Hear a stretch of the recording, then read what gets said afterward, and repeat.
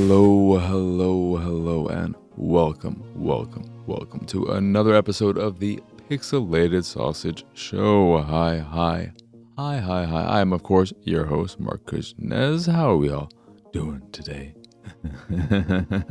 I realize I have so very little to talk about, so thank you for the Patreon questions. I can't wait to get to those in terms of what I've been watching, because I'm going to just jump right into it. I guess I can start off with the streaming stuff.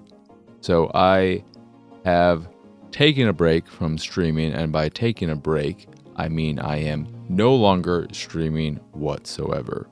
I may return at some point, but I need this, and I've set a very moderate goal on the Patreon, and if I hit that, I'll start streaming again. But I don't have to worry about hitting that, so I'm good. But I needed this break. There is a part of me that misses it, but there's also this huge part of me that was just destroyed by it. It is incredibly exhausting to stream. It takes a lot of energy. The viewer, it doesn't take much of anything from you. I know because I'm a viewer of other streamers, and it really is one of the least... I don't want to say it's one of the least engaging things, because it can be engaging, of course, especially if it's a smaller streamer where you can chat with them and they're regularly chatting back. It can be very engaging, but the amount of effort the viewer has to put in compared to the streamer is drastic. All these buttons and doodads and worrying about the bit rate and if everything's going smoothly, no lag, no drop frames, etc. Engaging with the chat while also doing what you're doing, whether that is playing a game, working on art, etc. It's all very exhausting. And some people are built for that and it just comes to them naturally. It's not like that for me. It was a struggle pretty much from day one, and never not was one, and I kept pushing through it and wanting to persevere, but eventually it just got to me and I had to take a break. It is what I'm calling a forever break, but maybe I'll get to the point where I feel okay returning.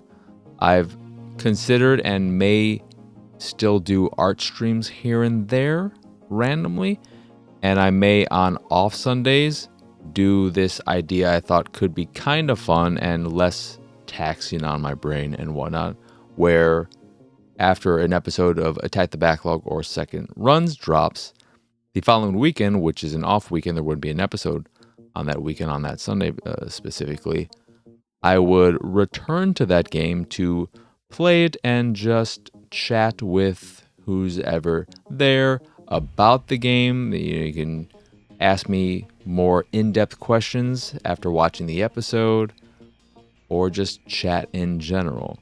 But that would be something where I'm not really thinking about future content in terms of what I'm playing and all that.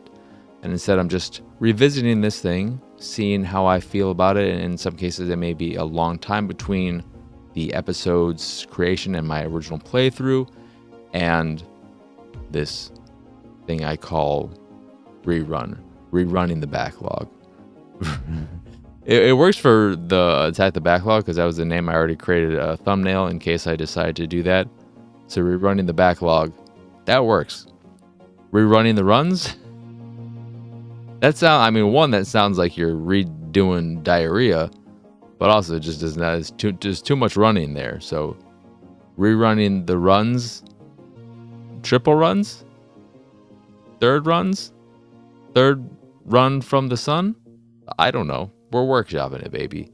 But for the time being, I'm just calling it a forever break and putting that goal there as a way of saying this is definitely not happening anytime soon, my return. And part of me looks at the goal and says, well, even if I get to the point where I feel okay returning, now I've put this goal here. Am I going to be someone who just says, oh, well, these goals don't matter because I'll eventually just give in and do what I want to do anyway. That's not a great precedent to start. But that's where everything is in terms of streaming and all that jazz. So the few people who miss it, you know, it is what it is. It is what it is. And that's all there is to say about that. So, what I've been watching. You know it. It's Star Trek The Next Generation. I'm pretty sure I watched a movie at some point between last episode and now. One, I don't think I watched multiple, but I'm pretty sure I watched something else other than Star Trek The Next Generation. I can't for the life of me remember what it was. I didn't go into each app, and specifically the website, and look at my history to find out where it was. But I just looked at the list of streaming services I'm subscribed to and tried to remember, and nothing came back to me. So all there is to talk about is Star Trek The Next Generation. And I'm not going to bore you with any of that nonsense anymore. I think after next week and next week's episode, that'll be the last time in which I am still watching it, because I'm about halfway through season 6, and there are 7 seasons, so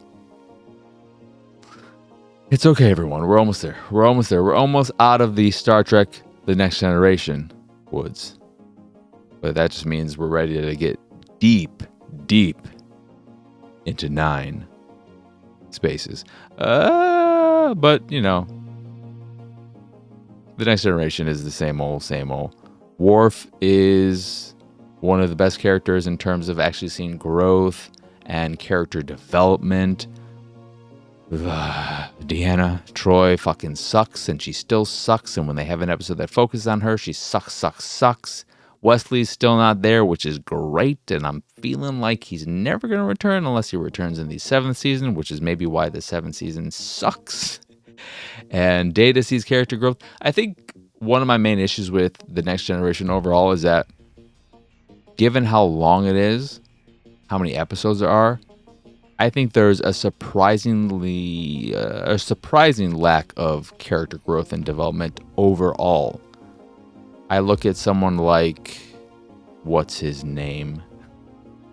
Why did I want to call him LaDainian, whatever, Tomlinson, the fucking running back from San Diego Chargers, who hasn't been playing for a long time. What's his name? Dude, the dude with the visor.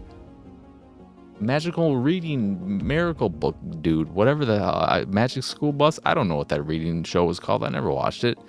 But LeVar Burton, that's his real name, right? But that character, he doesn't really grow. He's, as you would expect, I guess, from an engineer. He's great with technology and great with data. He's terrible with people, and especially terrible with women, and especially terrible in cases of love. And he has not grown at all from the start of the show to now. He's still an idiot in terms of humans and interacting with them. And it's a little frustrating that is the case for him and a lot of characters, where they just don't see a great amount of character development and growth throughout the series as it's progressing. That's enough about The Next Generation. It's got good episodes, it's got bad episodes, a few great ones and a few terrible ones. Usual, same old. But I have played a few games, and I'm going to talk about them right now. The first one is Lego Bricktales. Now, this is a bit different than the Lego games you're probably used to, which would be all the Marvel, all the licensed ones that are basically 3D beat 'em ups, hack and slash, action adventure games. And instead, it's a puzzle game where you are playing the role, you're taking on the role of a young fella. Though I think you are able to customize your character as much as you want. I didn't dabble with that. But your grandfather is a scientist, and he does some crap and shit breaks. And then you have to go to these various worlds and rebuild them in order to solve puzzles. So maybe there's a broken bridge, and then you have to rebuild it with your own creativity and know-how in order to solve that puzzle so that you can progress to a new area. Maybe you have to build something to save another character, an NPC in the world, and so on. This is a game I feel like is probably... it's new if you're used to the console LEGO games, but I think we've had games like this, LEGO games like this on PC for a while. That's more focused on the building side of things. And it's a really neat idea. It also looks great. It is by far the best looking LEGO game I've played. I haven't played the more traditional LEGO games in a very long time. I haven't played the new Star Wars one, which I have heard looks really good, so I can't compare it with that. The last LEGO game I played was maybe LEGO Marvel, the first one? No, I played Undercover, but I played that for Attack the Backlog, and that may have been a game that came out technically before Marvel. I don't know release orders. And of course there is LEGO A Hero's Journey, or whatever that Apple Arcade game was called, that eventually made its way to consoles and is sort of a ray tracing showpiece. That's probably the best looking LEGO game out there because of its small scale and its focus on these great visuals that are meant to make it look like real life. But Bricktales looks really, really good. It's got great use of color, great lighting especially, and it's a very lovely game to look at. And conceptually, I do like it. However, I'm playing on console. I'm playing on my Xbox. It does have mouse and keyboard support for console, but I don't have a great way of setting that up. And because the Xbox does not have Bluetooth, I would have to either use a wired mouse and keyboard or dongle it up. I don't really have... I could have made something work, but I didn't really feel compelled to do all that. And this is very much so a mouse and keyboard game. It is tedious using a gamepad, using an analog stick to navigate the build screen, which you'll be spending a lot of time in. But if you can get past that, if you don't mind that, you get used to it and you get better at it as you play more and more, it's not that bad. The bigger problem I have with the game is that while you're going around doing these puzzles, it's very talky early on, and that had me concerned. The writing wasn't bad. It's kind of charming and cute, but it was very, very talky and very tutorial heavy, which makes sense. It's the beginning of the game. They want to teach you how everything works, how the building mode and all the mechanics within it work, which makes sense. I want to know how to do that so that I can not have to think about it when I'm playing the game for real. So after the setup and all that, it quiets up for the most part, and you're able to just go into these worlds and explore and solve puzzles. The problem with the build mode, outside of the basic one of it being a better experience if you are using a mouse and keyboard, surely having not used one, but just based on it, you're moving these pieces around one by one and rotating the camera and doing all these things that would be a lot faster and smoother with the precision and accuracy and control you have with a mouse. It would just be better. That's like an objective thing. But again, not bad with the gamepad. My real problem though is that in one of the early puzzles, I had to create a structure that would support this platform so that it wouldn't fall over. And the way the build mode works is that you may have to build a bridge, or have to hold a structure up or create this or that. And after you've built up what you think will work, you initiate a test phase or whatever. So if you're building a bridge, they'll have a little robot who goes across it, who tries to go across it. If they succeed, then you're able to finish, you're able to lock in that design and use it in the game to cross the bridge yourself or have an NPC cross it. If you are trying to hold the platform up, they'll drop some weights on it, and as long as nothing breaks and it's able to support those objects, then you're good to go. Design locked in, puzzle solved.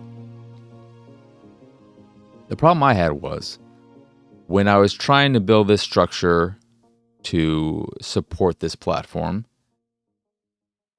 I realized after I tested it out and it didn't work that I had to move just this whole thing over like one space. All right? Easy peasy, shouldn't be a huge problem. But I looked in the controls, in the control scheme, and there was nothing there. Maybe you get access to this if you are using a mouse and keyboard, but I don't think that would be the case. That'd be really weird. But there is no option to select more than one brick at a time. You have to move bricks individually. That's the only way to move them. And if that sounds tedious, it is. Especially if you say built the column and you'd realize that the weight is not even and you just want to move it over. You want to move over that entire column just one space, or you want to rotate it so that this is going to be more supportive. Whatever the case may be.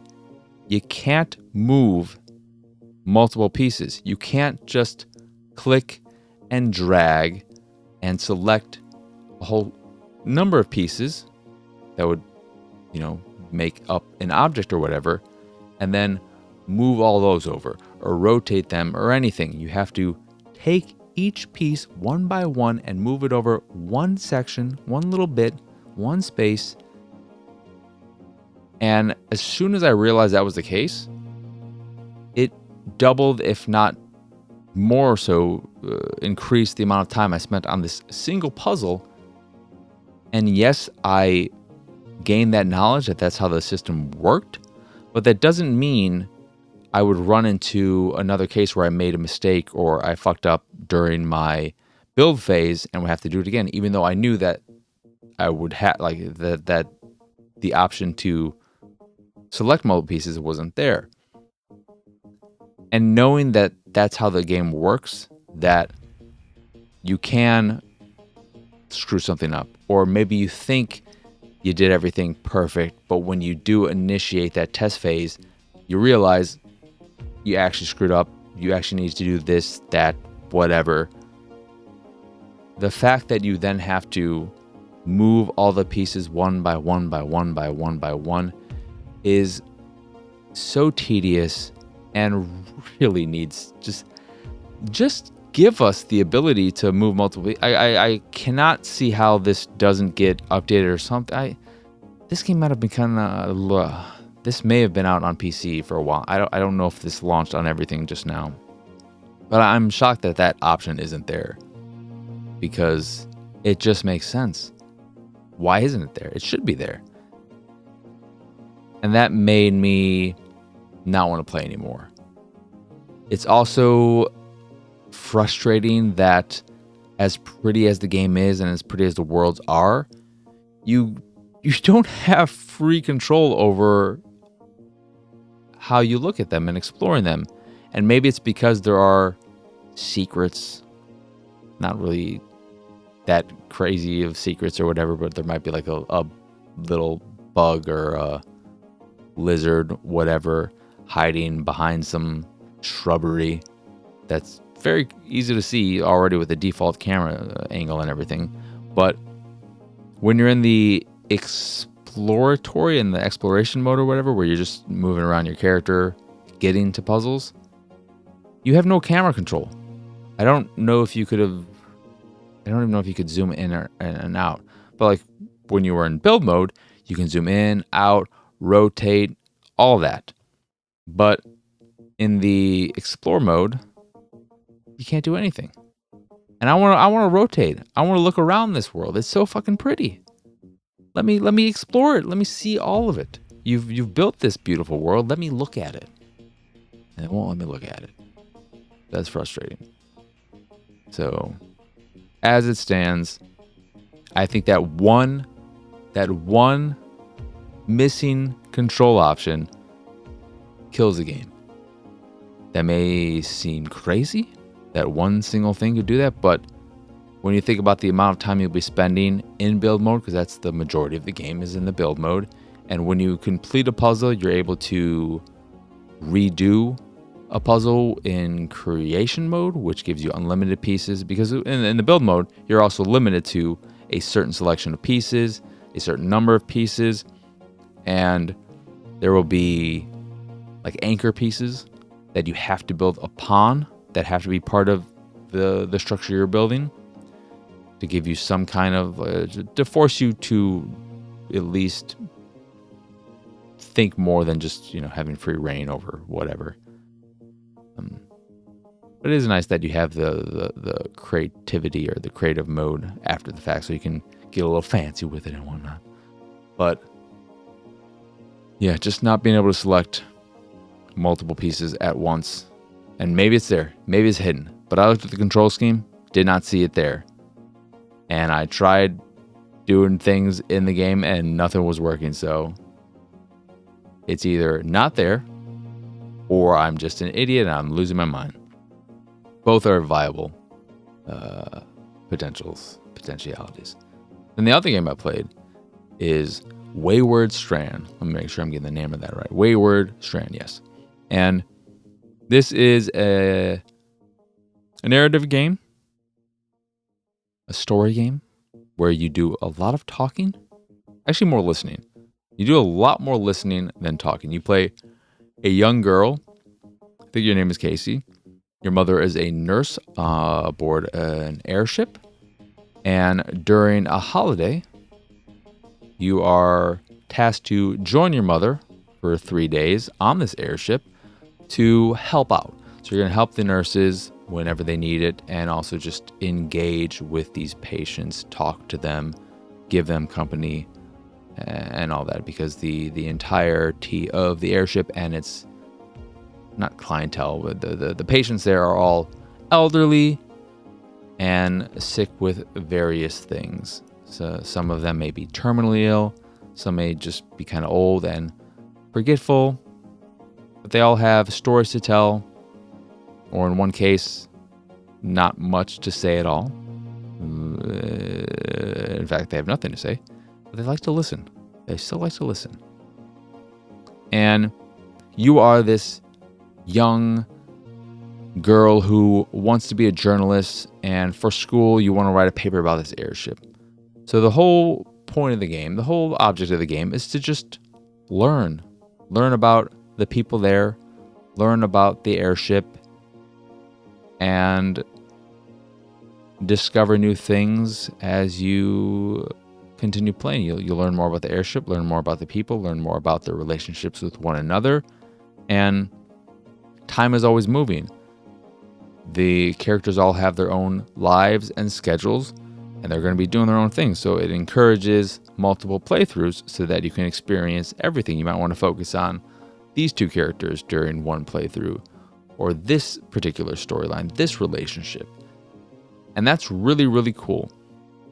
The writing is good. The voice acting is pretty good. It's delivered in kind of a stunted way where there's a lot of unnatural pauses, just because I think the game is taking an extra second or two to register your choice or register an NPC's response. So that's a little bit distracting. The visuals are very pleasant. They're very European, but they got a nice lighter color palette, a lot of bright colors. It's pleasant to look at, but there is some clipping issues. There are some clipping issues, and the pathing can be a little weird at times, where you'll walk into objects, you'll walk through NPCs. There are times where you will interact or you'll initiate a conversation with the character, and by doing that, you go into the room. But then the first bit of dialogue is asking if, or them asking if you'll come in and have a conversation with them or whatever. And when you say yes, your character then stands up, walks around. Maybe they walk outside of the room and then back in and then sit down, or they just walk around in a circle in the room and then sit down. And stuff like that is unfortunate just because it does take you out for a moment. But the basic gameplay and all that, which is, it is just talking and listening. There's nothing else going on. You may be asked to do some things by some of the characters, but that's just very then point-and-click adventure where you go to another character, ask them to do this, ask them for this, and then you go back to the other character. But there's nothing puzzly in the sense of having to figure out how things work. It's just a 100% story-driven game where you have the choice in what you explore in this relatively small airship, because it's only 3 levels, and the 3 levels have maybe 3 rooms per level, and the number of characters in the game is maybe a dozen. And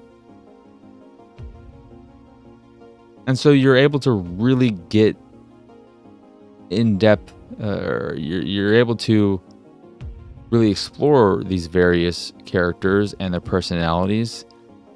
I think they're very well thought out, and they have their unique personalities and characteristics and feel very real.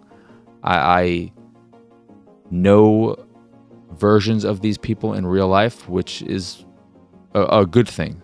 That shows how good the writing is, that these characters feel real and like human beings. They're rounded characters. They're not just flat, fake hair. They feel real. But at the same time, because it's all talking and listening, the visuals, while pleasant, are incredibly simple and don't add a lot to the experience. They don't add anything, honestly, because the characters all have kind of just dots and lines for eyes and a mouth. So they're not super emotive. You're not getting much from them there. Any nuance you would get from a character and able to glean more from the personality, etc., is in the way they speak, their inflections, their mannerisms in that sense. But you're not going to get anything in terms of their physicality or their facial expressions. So that's a bit disappointing. And maybe, I don't know. I don't know if a 2D kind of comic booky or storybooky design would have been better. Because in terms of the gameplay, you're walking around this airship, but it is small, so you're not really seeing anything. Or I guess it's kind of cool because you can, when a nurse, for example, is in a room talking to a patient, you can kind of just like listen, you sneak a little listen, peek a little listen. So you can do that, but you're not really doing that much. And I find it weird. I just fell off the fucking goddamn table. I find it funny that there's this elevator on board. And it makes sense for the elderly patients. All right, going up and down stairs a whole bunch of times, not gonna be great for them. But these young nurses, they all use the elevator. Nobody uses the stairs except you, and you don't have to use the stairs. But why wouldn't you? Why use an elevator? Oh my God. You fucking lazy ass nurses. Use the gosh darn stairs. But I know what? This isn't why don't use the stairs. But one of the things that's a little annoying is that when you initiate an action, you can't cancel out of it. So if you, for example, I'm not saying I did this, but if you are going down the stairs and then you accidentally, for whatever reason, press the A button again, which is the action, the interaction button, whatever you want to call it. As soon as you get down the stairs and are on the level you want it to be at, you'll just then go down another level or up a level if you press A again, because that's just the way it works. But the real problem with the game, and it's not a huge problem because it's not like it's going to take you a lot of time to complete a chapter. The game takes place over 3 days. Each day is a chapter. The big problem with the game, or something that just seems crazy that it wasn't more thought out, is that the game only saves between chapters. So if you, and the days are, they end at 5 p.m. They maybe start around like 9 a.m. or maybe a little bit earlier. So you have all that time to talk to people, explore more of the ship, discover new things, discover new people. You have a little notebook that you're always jotting down key information as you are learning more from talking to people and all that. And the whatever, I got distracted, whatever. I don't know what just happened right there. Brain fart. The fact that the game only saves between chapters is crazy. Because if you are playing the game and for whatever reason, maybe it crashed, maybe you lost, I don't know how this works on Switch, but if you lose power on the Switch, like you let it drain because you're so invested and you started playing the game when you were at like 20% and you got close to the end of a day, and then your Switch powers down because you've lost your battery's just completely drained, and then you turn it back on and the game closed because maybe that's how it works. I don't know. Or the game crashes. I didn't experience crash. I'm not saying the game is prone to crashing. I'm just saying, what if lightning strikes your house and your Xbox blows up?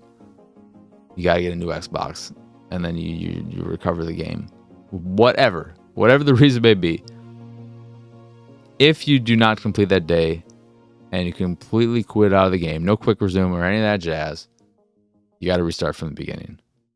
And you can't skip through dialogue. You can't fast forward.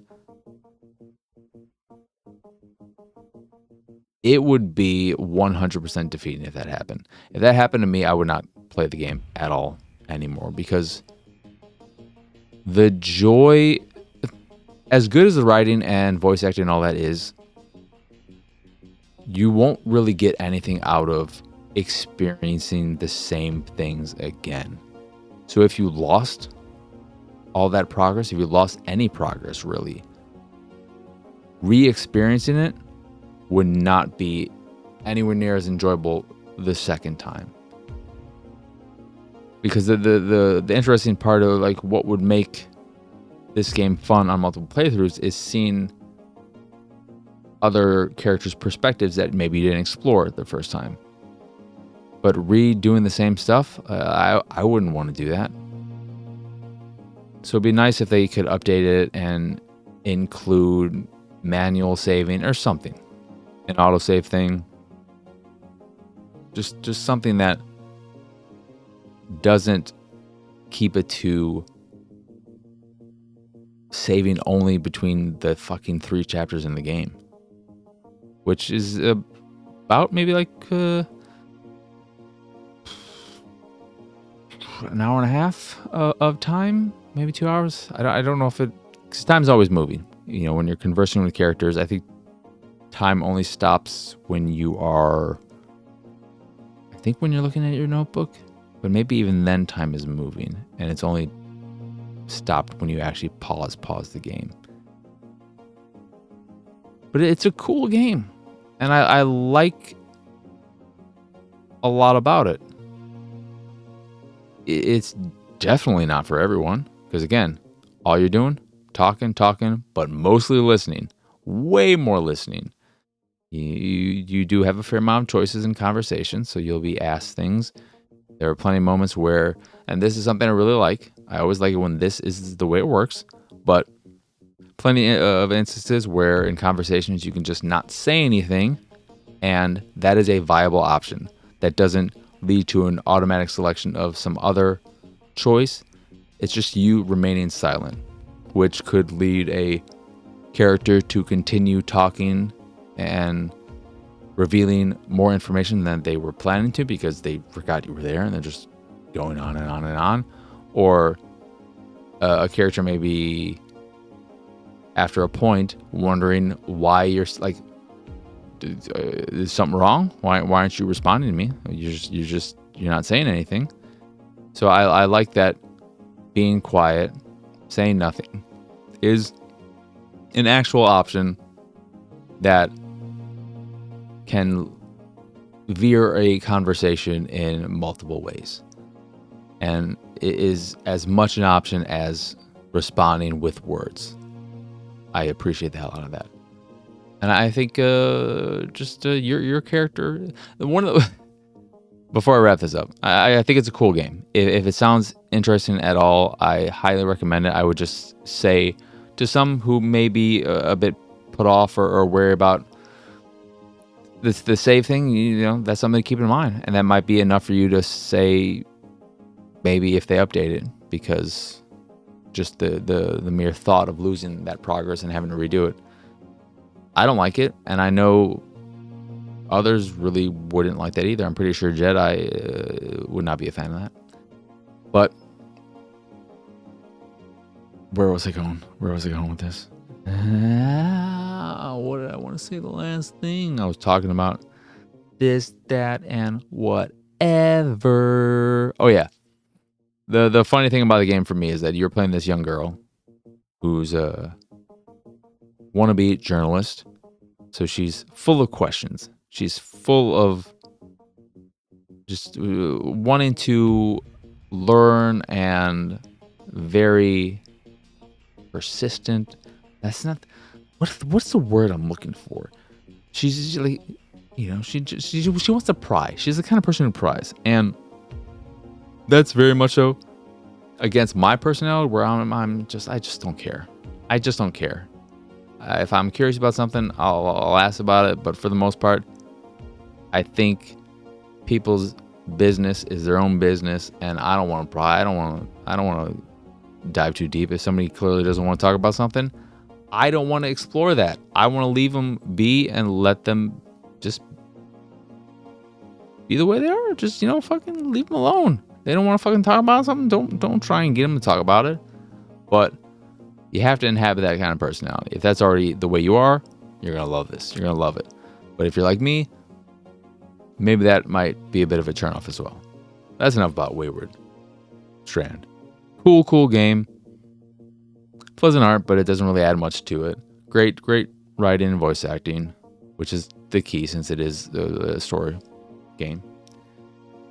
But the save system is terrible, and there's some visual quirks and whatnot that could take you out of the experience here and there, just for a brief moment.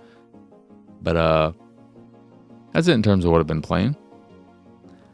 So let's get on to Patreon questions. Yeah, all right. So from Lunchbox, we've got: who do you admire in your life? A non-celebrity, you don't necessarily have to name them outright, but a vague explanation of how they are in your life if you want.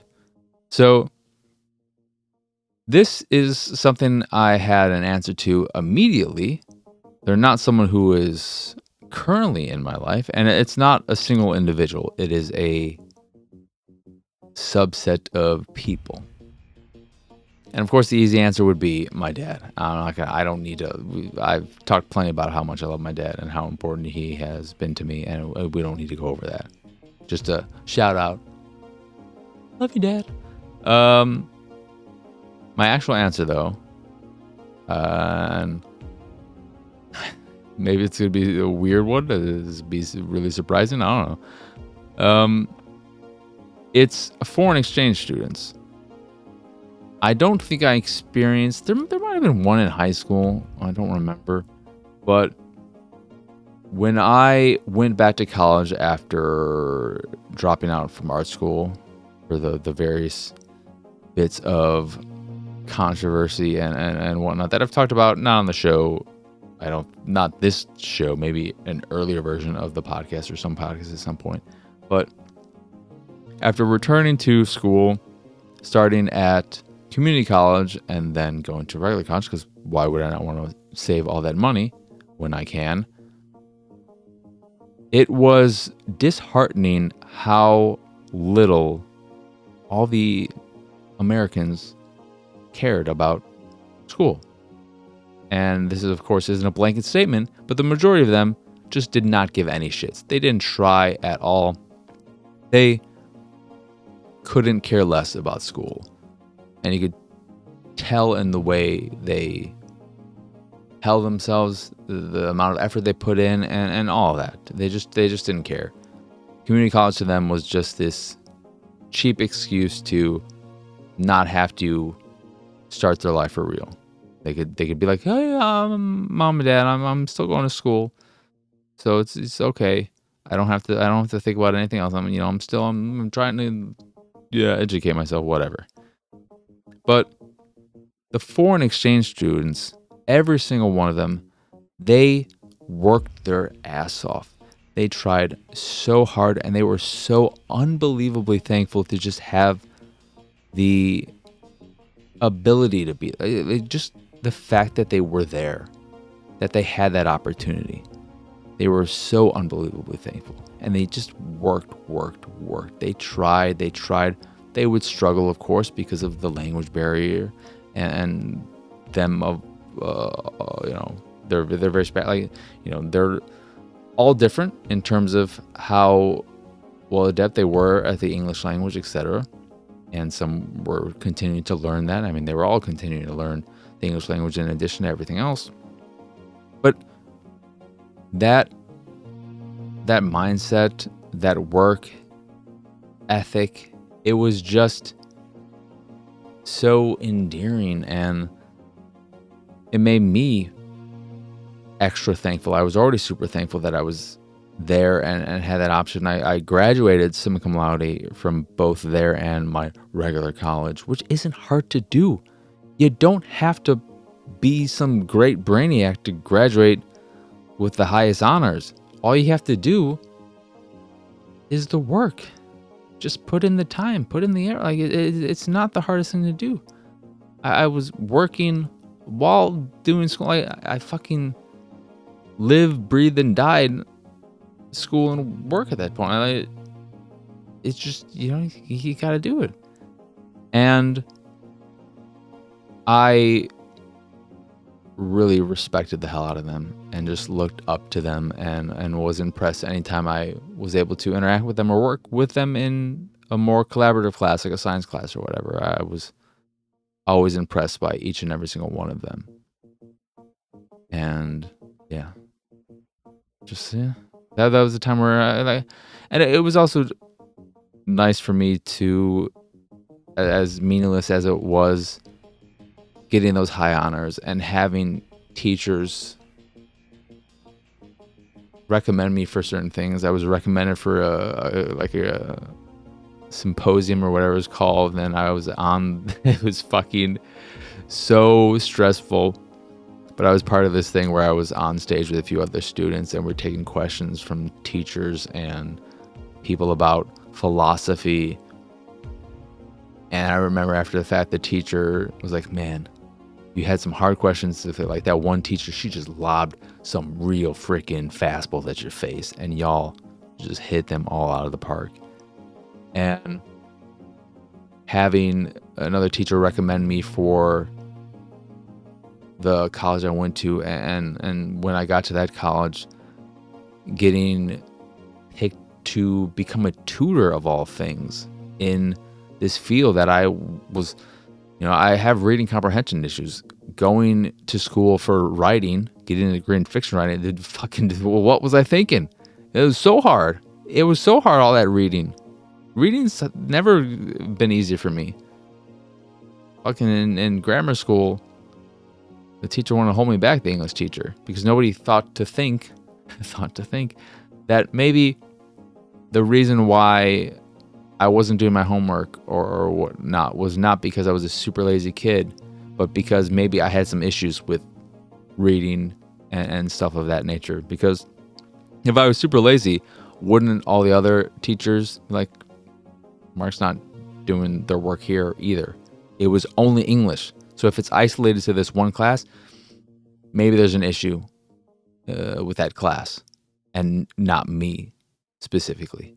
I mean, yes, me in terms of the reading comprehension. Like, it's just, thankfully, I had the vice principal / math teacher who was super supportive and believed in me and knew that I was not some lazy ass kid who fought for me and fought for me not to be held back a grade. But having those teachers notice me, it meant a lot, because I have low self-esteem, as I think many people know, and I shit on myself a lot.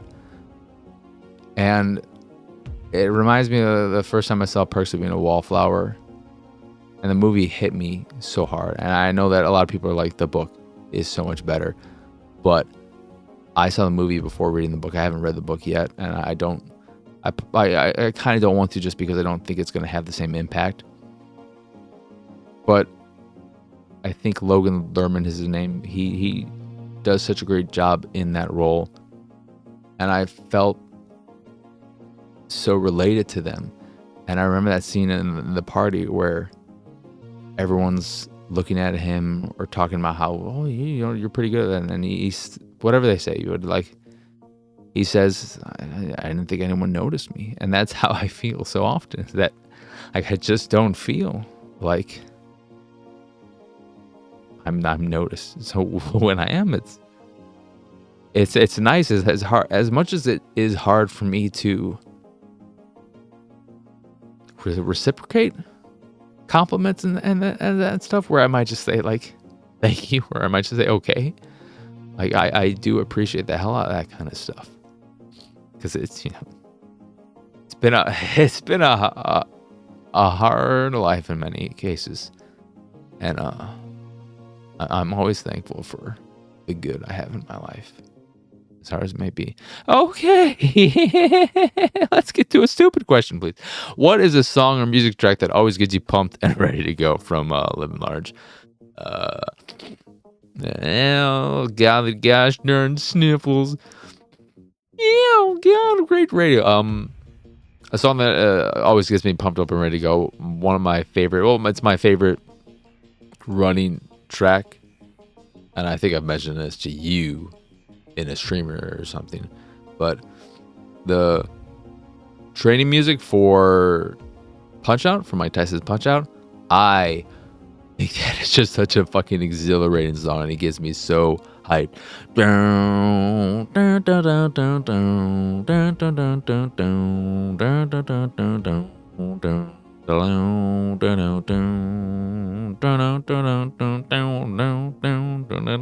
That's why it was the opening music for when I started streams, because what better song is there for getting hyped and pumped and ready to go than Mike Tyson's Punch Out training music?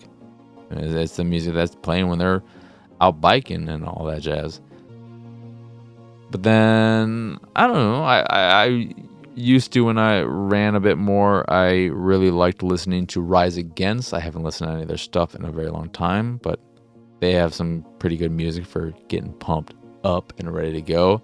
I loved Pain by Jimmy Eat World, in part because it always reminded me of because they used it during the prison riot scene in Smallville.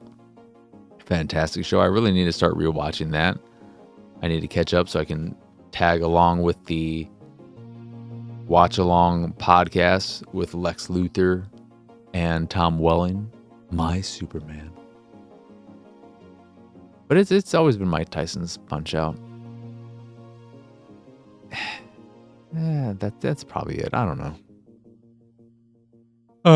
Because I like songs that I can sing along to more so songs with lyrics aren't always the best for getting me pumped up because I'm not a big old screamo person. And then from Enchi, we have, what's the best deal you found at Half Price Books? So the best deal is not something I found for super cheap. I found it for relatively cheap, but it's still, in this case, it was $100. So not super cheap. But it's a good deal because of the prevalence of bootlegs for this particular item in the secondhand market, because it's been out of print for a long time.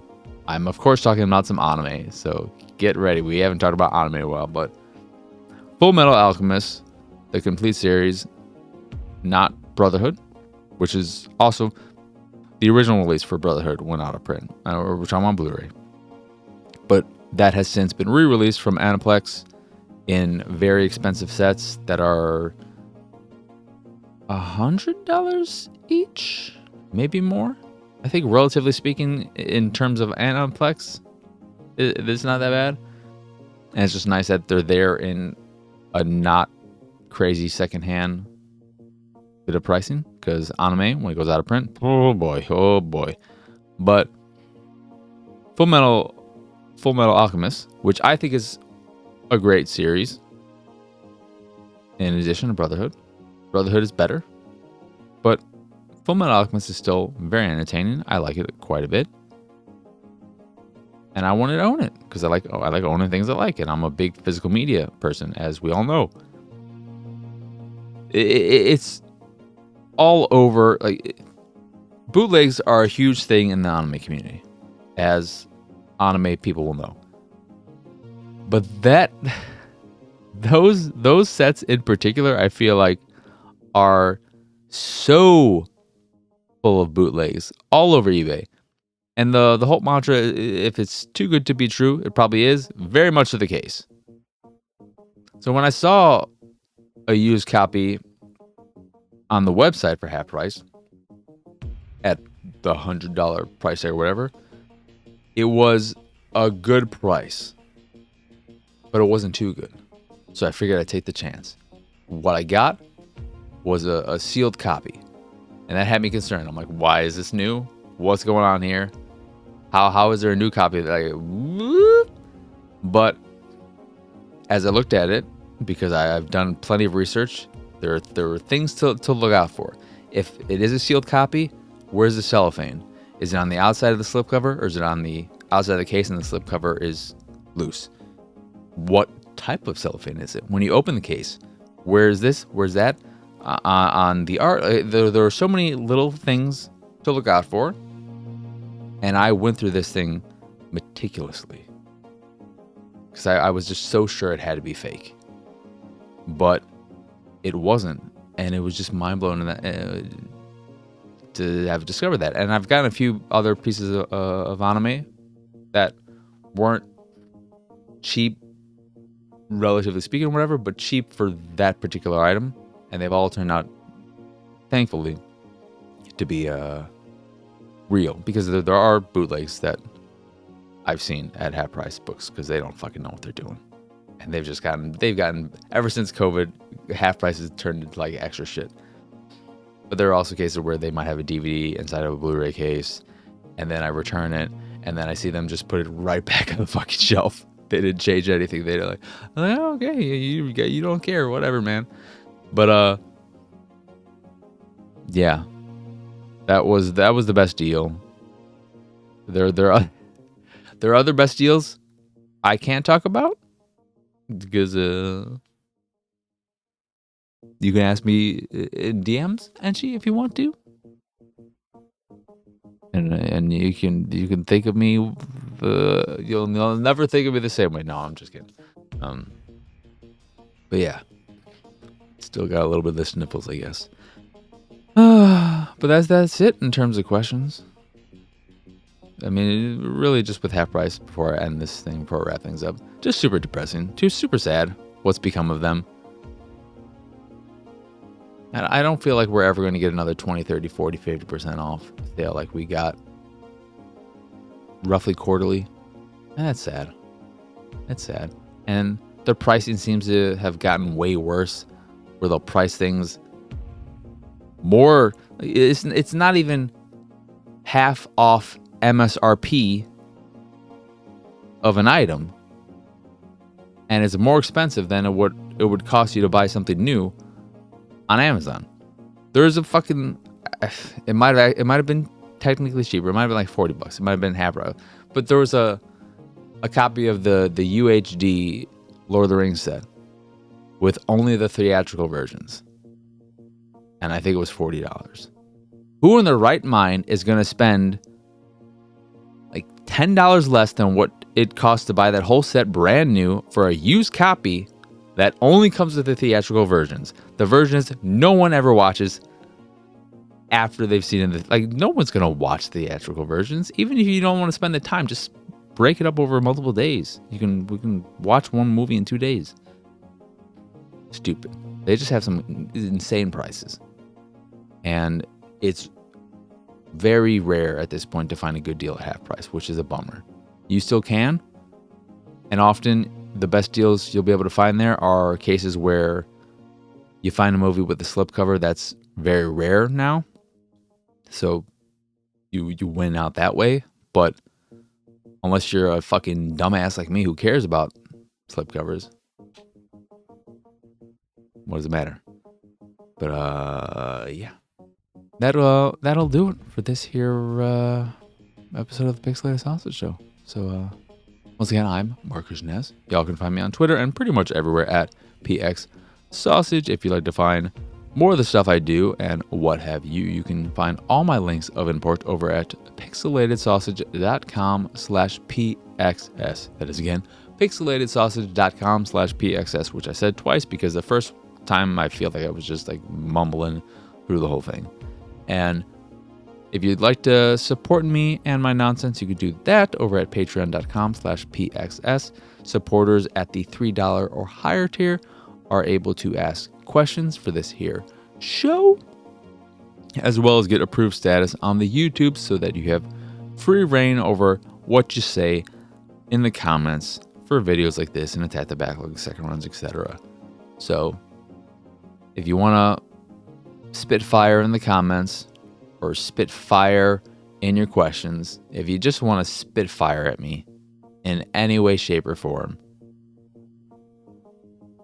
support me on Patreon. Doesn't take much. Real simple. Patreon.com/PXS. But that is it. That is all.